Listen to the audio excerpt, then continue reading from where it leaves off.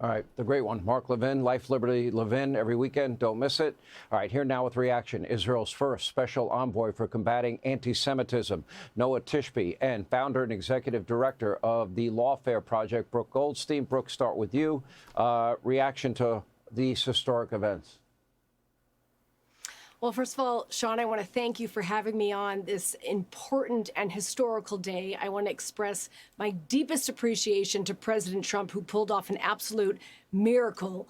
I want to thank Prime Minister Netanyahu, who's been an incredible wartime leader, who made a promise that he'd get every hostage back. He fulfilled that promise as well. And I want to thank the IDF.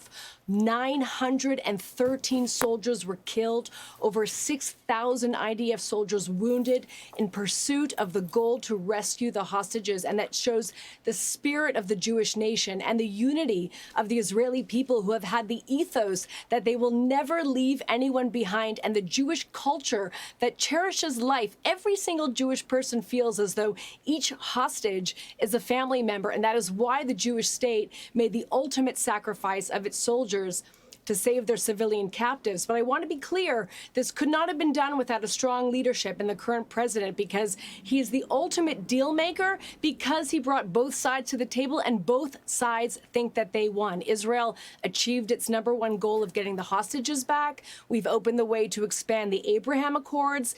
Iran has remained isolated. The troops and the civilians now have a much needed break.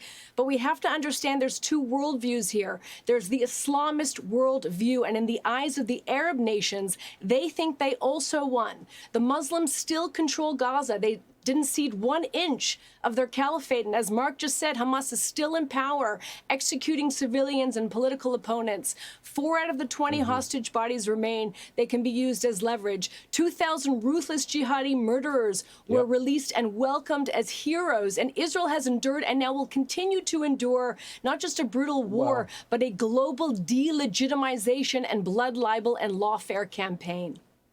Noah, let's get your take. Well, today is a historic day, and we are finally smiling. I've been sitting here for 2 years talking to you and talking to everybody that I could possibly talk to, and we've been so stressed out and upset, and today we are smiling. And here's what we need to understand.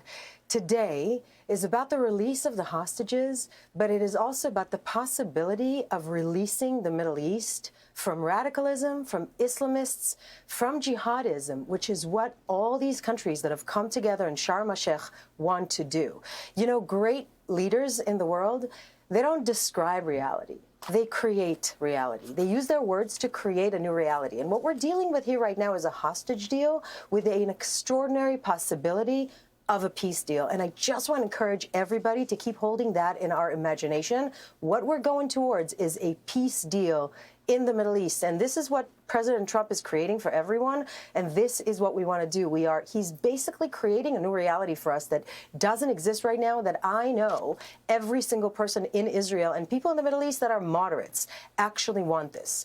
We do need to remember that this is phase 1 in a very complicated deal. And the pressure has to be kept on Hamas. The pressure has to be, we cannot let this go with this one extraordinary phase that happened today.